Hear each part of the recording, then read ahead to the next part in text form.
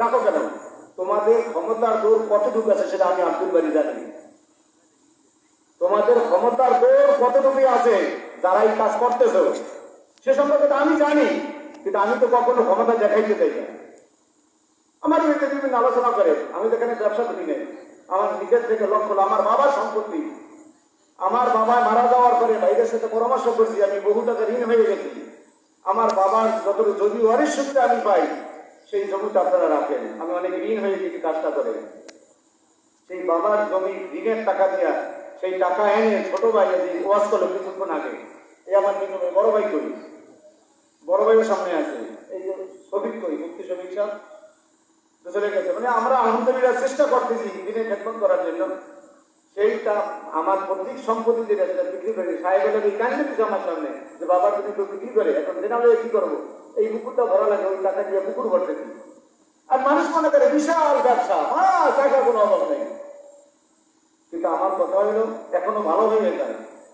আমি ঘোষণা করতেছি যেই টাকা আমার অহেতুক খরচা করতেছে এই টাকা আমি আদায় করে ছাড়বো ইনশাআল্লাহ। যে যত বড় খান সাবো, যত বড় আপনার ক্ষমতাশালী হন, আমি কিন্তু ছাড়বো না। একটা টাকা আদায় করে, যদি একটা টাকা খরচা করে, আমি একটা টাকা রাস্তায় দাঁড়াইয়া ওনার মধ্যে রশি লাগাই তার আদায় করবো। আপনারা কি আমার সাথে থাকবেন? এই কাজটা কি বৈধ করছেন অবৈধ করছে? এত বড় সাহস এদেরকে কে দিল বলেন? এত বড় পরিচয়, এত বড় বুকের পাতা এদেরকে কে দিল? যাতে মাদ্রাসা মসজিদের বিরুদ্ধে অবস্থান গ্রহণ করা লাগবে। আমরা তো কারোর বিরুদ্ধে কখনো মামলা করি না, কারোর বিরুদ্ধে কোনো হয়রানি কথাবার্তা বলি না। আমরা তো সন্তানদেরকে দিনই শিক্ষা দিতেছি। আমার মাধ্যমে আল্লাহ খাস মেহেরবানিতে এই যে আজকে যারা বয়ান করছে সবাই আমার ছাত্র, সব ছাত্র। এই এলাকার যত মসজিদ ইমামতি করে সব আমার ছাত্র। এই অবদানটা কার? আপনাদের সহযোগিতা, আল্লাহর রহমতে, দোয়ার বরকতে এটা আমার মাধ্যমে আল্লাহ তাআলা করাইতেছেন। তা আমার বিরুদ্ধে তোমাদের শত্রুতা করতে হবে, আমি অবরোধ করতে কি? মোল্লাবাড়ি এখান থেকে আমি আসি, আমি কম দালায় আসি নাই।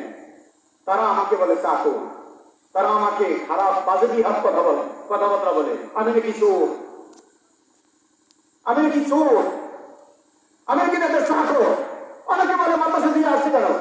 আপনি বিবাহ করছেন, বলছি ঘর থেকে বাঁচিয়ে দেবেন, এটাকে বিবাহ করছেন? কথা বলে না কেন? মাদ্রাসা করছি আমি, কষ্ট করছি আমি, মেহনত করছি আমি, বালু ভারত করছি আমি, সেখান থেকে আমি আসবো কেন? আমার